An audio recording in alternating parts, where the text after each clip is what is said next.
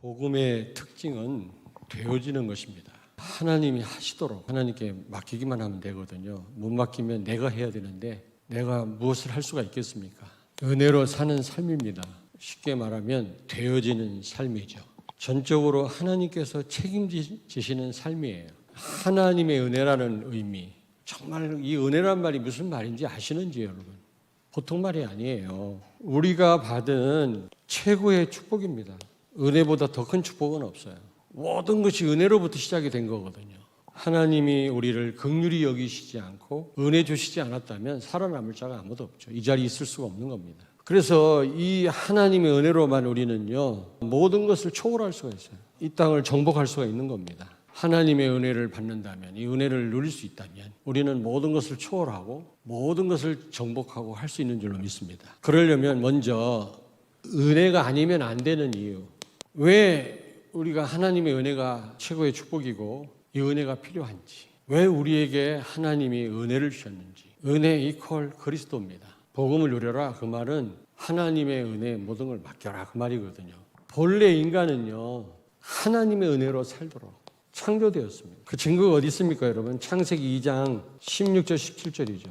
선악과를 따먹으면 반드시 죽는다. 그 말은 말씀 순종에 따라서 죽느냐 사느냐가 달려있단 말이거든요. 처음부터 은혜로 사는, 말씀 따라 살아야만 사는 존재로, 은혜로 살아야 되는 존재로 우리를 처음부터 그렇게 창조하셨단 말이거든요. 에베소 2장 1절에 보니까 우리는 전적으로 하나님 따라 부패했다 그랬잖아요. 죄와 허물로 죽었던 너희를 살리셨도다. 모든 사람이 죄를 범하였으며 하나님 영광에 이르지 못하게 되었다 그랬잖아요. 그래서 우리를 재창조할 수밖에 없는 겁니다. 어느 한 부분을 잘라내갖고 될 일이 아니에요. 다 썩었기 때문에. 전적 무능력입니다. 요한복음 15장 5절에 너희가 나를 떠나서는 아무것도 할 수 없느니라. 고린도후서 4장 4절 보니까 하나님의 형상대로 우리를 지었단 말은 처음부터 그리스도로 사는 존재로 우리를 지으셨는데 그리스도가 떠남으로 영적으로 죽은 거예요. 영적으로 죽은 인간은 아무것도 할 수 없어요. 창세기 3장 1절부터 6절. 하나님을 떠났잖아요. 아담과 하와가 행위 언약에 실패했어요. 최초의 인간이 행위 언약에 있어서 철저하게 실패했습니다. 그러므로 우리가 안 된다라는 것이 증명됐어요. 그래서 하나님은 창세기 3장 15절을 약속을 주신 겁니다. 창세기 3장 15절은 내가 그리스도를 보내서 다 해결할 테니까 너희가 할 게 하나도 없어, 그 말이에요. 여자의 후손이란 말은 하나님 자신이거든요. 모든 인간은 다 남자의 후손인데 유일하게 예수님만 여자의 후손으로 오셨단 말은 예수님이 하나님이란 증거 아닙니까? 하나님이 다 알아서 하시겠다, 그 말. 다 알아서 하시겠다, 그 말이 뭡니까?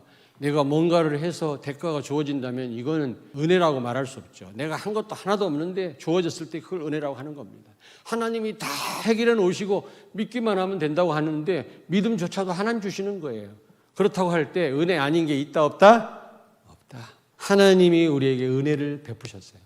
우리가 하나님의 은혜가 아니면, 하나님이 해결하시지 않으면 안 되기 때문에, 전적으로 부패했고 영적으로 죽었고 무능력하기 때문에 우리가 할 수 있는 게 일도 없기 때문에 하나님이 우리에게 그래서 은혜를 주신 겁니다. 그게 바로 창세기 3장 15절 여자의 후손. 하나님이 그리스도를 보내서 다 해결하셨잖아요. 그 말은 하나님이 직접 하시겠다. 우리로서는 안 돼요. 선악과 테스트에서 이미 증명됐잖아요.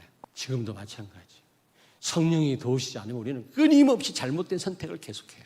끊임없이 내 생각대로 살아요. 내 유익조차 산다니까 지금도. 그래서 계속해서 성령 인도를 받아야 되는데 그러려면 말씀 잡고 기도 속에 있어야 되는 겁니다. 그러므로 그래야 우리 자유의지를 가지고 바른 선택을 할 수가 있는 거예요. 그래서 지금도 성령 하나님께서 이 일을 하고 계시다니까. 만약에 하나님 직접 해결하시지 않으면 우리는 계속 하나님 떠난 저주 속에 있어야 돼요. 결국 우리는 전적인 무능 속에서, 아니 죽은 시체가 전적인 무능력도 아니요. 영적으로 죽었는데 뭘 할 수 있습니까? 여러분, 죽은 시체가 뭘 할 수 있습니까? 요한복음 19장 30절. 예수님이 다 이뤘다 십자가에서. 과거, 현재, 미래 모든 문제를 끝내셨습니다. 이 땅에 직접 오셔서 십자가의 죽으심으로 다 해결해 버렸어요. 그래서 우리는 이 말씀 붙들고 살면 돼요. 다 해결했으니까. 하나님은 다 끝냈다, 내가. 너희들은 할 수 없지만 내가 다 해결했어. 믿어. 안 믿어. 마태복음 16장 16절에서 19절. 예수는 그리스도, 왕, 제사장, 선지자로 오셔서 십자가에서 인간의 근본 문제를 해결하시고 모든 문제를 해결하신 줄로 믿습니다. 그 사실을 믿으면 오는 응답이 뭐예요? 기도 응답이에요. 이 그리스도를 진짜 믿어버리면 여러분 어떤 일이 벌어져요? 예? 사단이 결박돼요. 음부의 권세가 이기지 못하리라. 네 고백 위에 내 교회를 세우겠다 베드로한테 그랬잖아요. 그게 뭡니까? 전도와 선교의 축복. 이게 다예요. 여러분이 혹시 이 세 가지 응답 속에 있다면 여러분은 다 받은 겁니다. 지금 이 안에 모든 축복이 다 있다. 이 세 가지 안에 베드로에게 약속한 이 축복 처음에는 못 누렸죠. 의심하느라고. 나중에는 베드로도 누렸어요. 이 속에 다 있어요. 하나님의 은혜가 부족하지 않습니다. 하나님이 다 해결했어요. 우린 단지 믿으면 이 세 가지 응답이 오는데 그리스도 믿으면 이 속에 모든 축복 다 있다. 건강, 미래, 여러분 자녀, 돈 다 있어요. 다 있어요. 이 응답 받으셔야 돼요. 그리스도가 곧 은혜 아닙니까? 에베소서 2장 1절 죄와 허물로 죽었던 우리를 살렸다 그랬어요. 고린도후서 5장 17절에 우리는 새로운 피조물이 되었잖아요.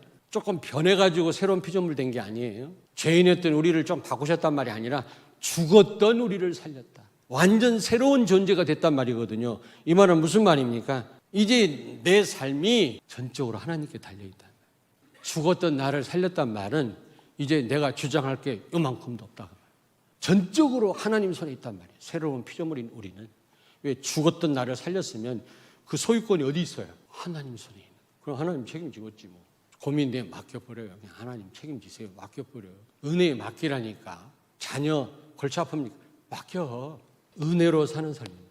그럼 우리는 어떻게 은혜로 살아야 되겠느냐? 하나님 은혜를 누릴 수 있겠냐 말이에요. 요한복음 15장 5절 이게 진짜 인정이 돼야 돼요.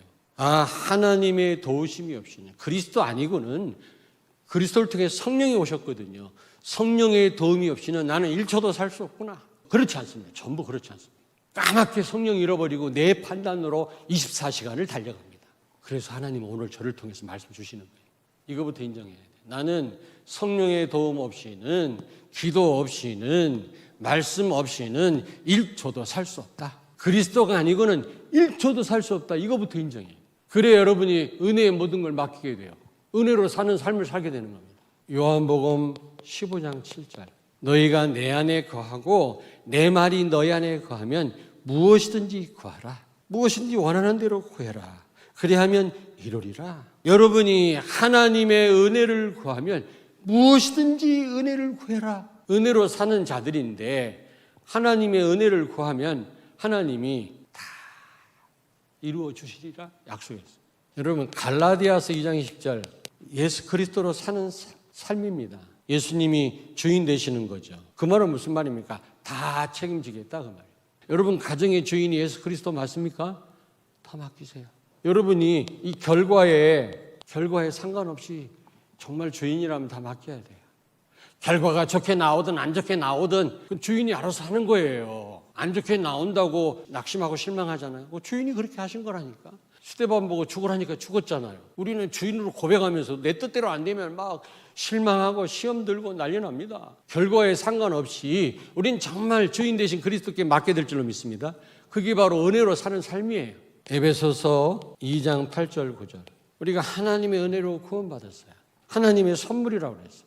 삭슬 지불해서 내가 소유한 것이 아니라 전적인 하나님 은혜로 우리가 이 구원을 받았어요. 그렇다면 어떻게 되죠? 9절에 보니까 자랑하지 마라 그랬어요. 왜? 은혜니까. 내가 한 게 하나도 없어요. 일도 없어요. 여러분 오직 그리스도만 높여야 돼요. 예수 그리스도만 높이고 증거해야 돼요. 왜? 모든 게 하나님 은혜니까. 그래서 바울은 십자가만 자랑한다고 했잖아요. 그래서 우리는 감사해야 돼요. 항상 감사해야 돼요. 왜? 모든 게 하나님 은혜니까. 히브리서 4장 16절 그러므로 우리는 긍휼하심을 받고 때를 따라 돕는 은혜를 얻기 위하여 은혜의 보좌 앞에 담대히 나아갈 것이니라. 최고로 하나님 은혜 받는 시간이 예배 시간. 예배 자리에 우리가 나아가야 돼요. 자기 형 에서가 죽이려고 했던 걸 해결했죠. 근데 또 자기 딸 야곱의 딸 디나를 갖다가 세겜 족속 추장 아들이 성폭행했잖아요. 그것 때문에 또 막 싸움이 붙어가지고 지금 그런 어수선한 틈에 하나님 뭐라고 말씀했습니까? 야곱아 베델로 올라가라. 그 말이 무슨 말이에요? 예배 회복해라. 예배 자리로 나가라. 예배 때 최고로 하나님 은혜를 주십니다. 시공간을 초월하는 보좌의 축복을 누리는 시간이 바로 예배 시간이에요. 최고로 하나님 은혜를 입는 시간이에요. 하나님의 긍휼하심을 입어야 돼요. 하나님의 긍휼하심을 입고 은혜의 자리로 나아가라. 히브리서 4장 16절에 그렇습니다. 예배의 자리로. 하나님의 불쌍함을 입고 하나님의 은혜로 충만하게 받는 자리가 바로 예배 시간이거든요. 근데 많은 분들이 예배를 놓쳐요. 예배 성공하시기 바랍니다. 최고로 은혜 받는 자리예요. 거기서 하나님의 은혜를 받으셔야 돼요. 말씀 붙잡으셔야 돼요. 그러면 하나님 다 책임지신다고 하지 않습니까? 우리는 이 은혜로만 모든 것 할 수 있어요. 하나님 은혜 없이는 아무것도 못해요. 그러나 여러분이 하나님 은혜를 받는다면 모든 것 할 수 있다. 237 나라 5천 종족 살 수 있어요. 하나님 은혜로 못할 일이 없다. 하나님 은혜에 맡기시길 바랍니다. 복음의 특징은 하나님이 하시는 겁니다. 하나님이 하시도록 하나님께 맡기세요. 그런 여러분을 통해서 237 나라와 5천 종족을 하나님은 살리게 하실 줄로 믿습니다. 기도하겠습니다.